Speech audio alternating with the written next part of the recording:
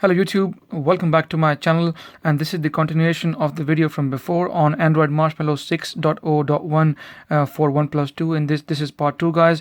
And like I said, in part 2 I'll be answering all your questions. I've been asked quite a few questions in the past few days, so I thought I'll do a dedicated part 2 specifically just answering your questions only. The very first question which has been asked quite frequently is the battery standby drain on the OnePlus 2 ever since it had the Marshmallow update. Well, in my case, guys, the dose is working okay. It's certainly not working the best, and it's certainly not the worst, but I think it's doing a decent enough job. As you can see here, at around 100%, I left the phone fully charged. I unplugged it at 23:27, and then when I checked it in the morning around 5:30ish, it had lost 3%. So we're talking about approximately 6 hours of standby, and the battery went down to 97%, meaning it had lost 3%. Also, I took another screenshot at 87%, 23:51 on the 12th of June, and when I checked it the next day at 12:47, so we are talking of approximately maybe around 13 hours of time, it had lost 9% of battery in around 13 hours. Like I said, it is definitely not the best performance, and it's certainly not the worst, but it is above average. And guys, make sure that you switch your data connection and your Wi-Fi off at night time, because if you leave Wi-Fi on and also data connection on, then you're not allowing those to kick in. And please do remember, dose only kicks in when you leave the phone completely on standby and do not allow the phone to engage into any sort of activity. When you have a data connection on or Wi-Fi on, you are constantly getting all the notifications, all the other stuff is coming in through. So basically the phone thinks that its phone is still being used. So dose will not kick in if you have your Wi-Fi on and data connection on. Please keep that in mind. If you want to really measure the standby on battery on your phone, make sure you switch off all data connections, all Wi-Fi connections, and every other connection, and then you leave the phone as it is on the desk. And when you get up in the next morning, then have a look and see how much battery have you got lost. Somebody said to me they lost 20% when they had the Wi-Fi overnight. That's obviously not fair on the phone. If you're going to have, like I said, Wi-Fi, there could be 10 applications running at the back end, your Twitter, your Instagram, WhatsApp, all these messages coming through. That will not measure the phone's ability to stand by. No phone in the world would give you good standby figures on Wi-Fi or 4G LTE or any sort of other data connection.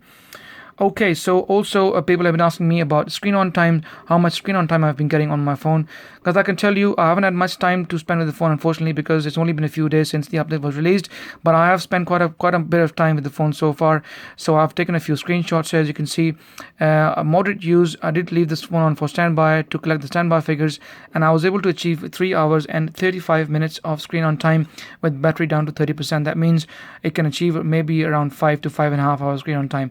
This is pretty much what it was before. So in terms of screen on time, I would say the battery life is pretty much the same. Standby is not as good, like I showed you earlier, as before. I think before it was better, but with dose it's not as good, but still above average and respectable. But as far as the screen on time is concerned, in my opinion, the battery is pretty much the same as it was before, so not much changes there as well.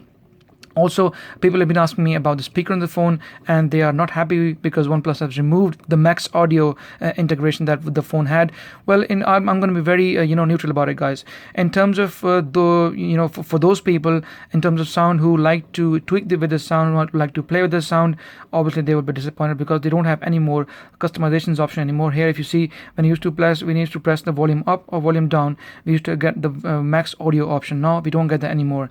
But I can tell you, from the other perspective, people who do not like that Max Audio integration, they'll be happy because the sound is all uniform all across board, and you don't have to tweak the sound anymore, and you get a constant well balanced experience all across. Whether you listen to Bluetooth music, whether you listen to the sound the phone speaker, you will get a good, nice, premium, all the way same experience all across. I'll also play a quick audio track which I did in my first video as well. I'll show you that, guys, here again, and I think that the sound is pretty decent and it's pretty loud, and I'm pretty happy with it.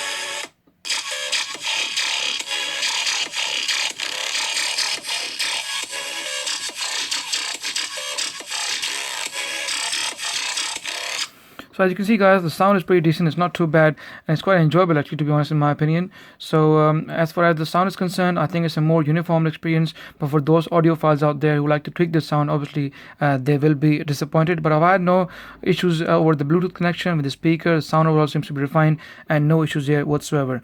Okay, a lot of people also complain about the installation issues. Quite a few people have got actually stuck whilst they were installing it. The new Marshmallow update, their phone shows app running, but it's not going any further. So what I would do is, guys, I would advise you to please flash your OxygenOS 3.0.2. I will leave links down below for both the latest version, and also I will leave a link for the official OnePlus 2 link as well. OnePlus website link as well. So you can go there, you can download the zip file, and I would advise you to please flash your zip file manually, and hopefully that will get you through to the installation. I will also leave a link down below of how to actually flash any version of OxygenOS on OnePlus 2. I made this video last year, several months ago, and I'm sure it'll be very helpful to most of you out there. Also, somebody asked me about this background processes and the clear apps option. Now, it was a good question. Somebody asked me, what's the difference when you press this, which says clear background processes, and also clear this one, which will clear all your apps. So difference is, from what I can understand, guys, I could be wrong, but this is what I think. If you press this brush button here in the middle, this will probably clear all your apps from your RAM memory as well, from your buffer memory and from your RAM memory. So the processor will get cleared on if you're in the middle of any app or any game, anything like that, you will lose all the data, and will you have to restart the app all over again. Whereas if you were to press this will only clear your apps from the buffer memory and might not clear it from the actual RAM memory.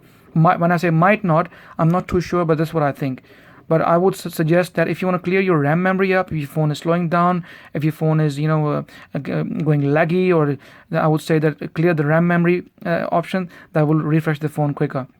Whereas if you were to clear this only, this will most likely clear your buffer memory only and your processes to obviously make more space for your multitasking, because certain people don't like, as a few people don't like to have too many multi-task options or too many apps in there. So I would advise you to please do this instead, and not the clear RAM management issue. Also, some people asked me about this on when you put the phone, we use this switch on the left hand side, you put the phone on silent, and when you put the phone back on the normal regular profile, the phone doesn't ring. So I did test it, guys, the other day.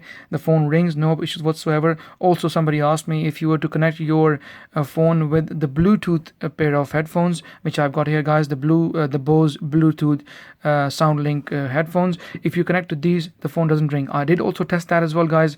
I tested it. I connected my phone to my Bluetooth Bose headphones, and then I rang the phone from my other phone, and the ringtone was fine. There was no problem with the ringtone, no issue with sound profile as well. So from what I can see, no issues there whatsoever.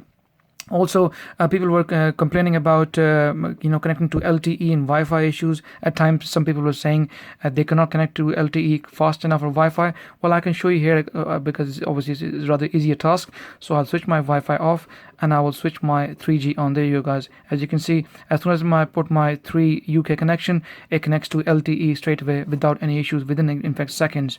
So I can switch this off again and go back to my Wi-Fi, and within seconds you will see the Wi-Fi will also get connected. In fact, I think it's connected. Both of them are getting connected quicker than they were on the older version of OxygenOS, which we had before. So to me, as far as I'm concerned, no issues with LTE and no issues with Wi-Fi as well. As you can see, they're both connecting pretty smoothly without any issues.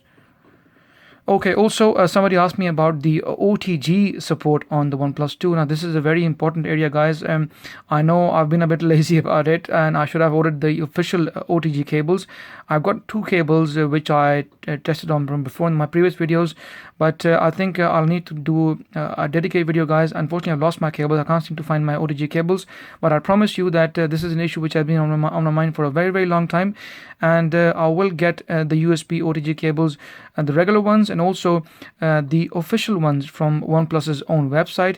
And very soon I'll be testing that to see if the OnePlus 2 now supports OTG cables and OTG connections. So I'll be doing a dedicated video in that as well.